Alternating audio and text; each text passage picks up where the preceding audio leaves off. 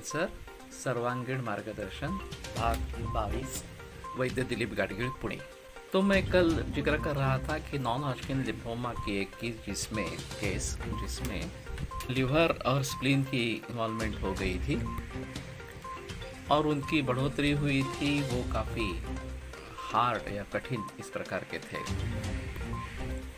और एलोपैथी में करने लायक कुछ था नहीं। मेरी दवा से काफ़ी अच्छा परिणाम उनको मिला।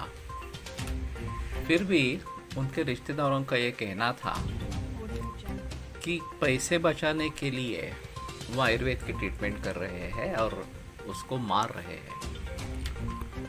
तो जब मैंने उसके बेटे के मुंह से ये बात सुनी तो मुझे बहुत बड़ा सदमा लगा। मैंने उनसे कहा कि क्या आयुर्वेद मारने के लिए है?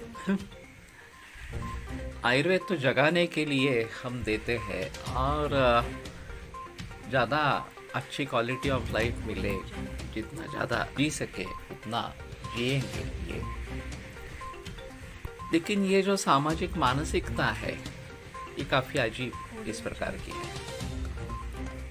और उसके लिए जो कारण बताया गया कि ये सस्ता है और इसलिए सस्ता होने के वजह से लोग इसका स्वीकार कर रहे हैं।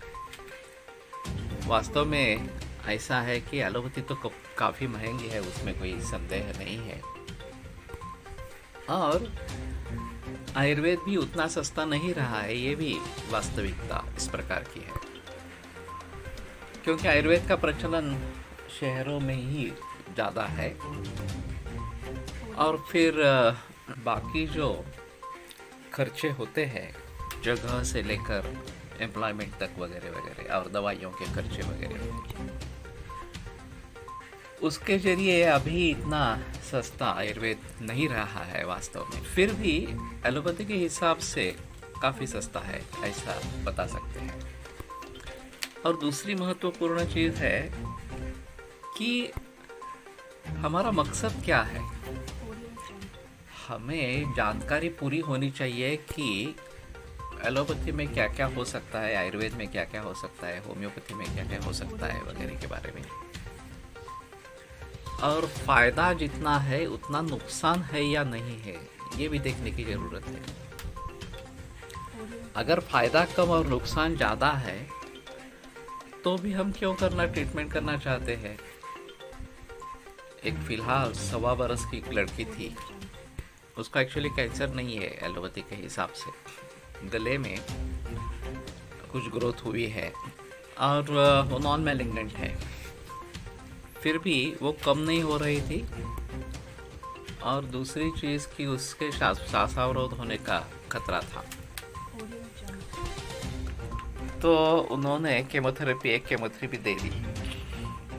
उसके पहले मेरे पास आए थे तो मैंने बताया कि आप केमोथेरेपी मत करो, ये 1.25 साल की ही लड़की है तो ये काफ़ी मुश्किल हो सकता है। फिर से एक श्वासावरोध हुआ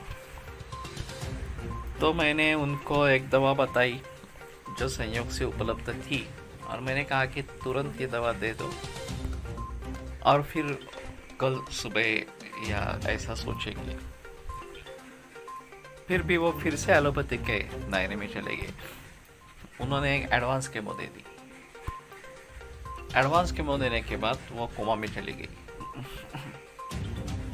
और अभी भी कोमा में है। अभी करीबन 3 हफ्ते या उससे ज़्यादा हो गया है। और फिर खर्चा कितना हुआ ये एक अलग चीज़ है। लेकिन इतने छोटे बच्चों को जब एडवांस केमो देते हैं तो उसका नतीजा क्या हो सकता है उसके बारे में भी सोचना जरूरी है। संस्कृत में एक कहावत है, उपायं चिंतयन् प्राज्ञः अपायमपि चिन्तयेत्। जो प्राज्ञ व्यक्ति, जो समझदार इस प्रकार की व्यक्ति है, वो उपाय को सोचने के पहले अपाय को भी सोच ले। तो ये एक अहम चीज़ है कि हम किसके लिए चिकित्सा कर रहे हैं, ये एक महत्वपूर्ण चीज़ है।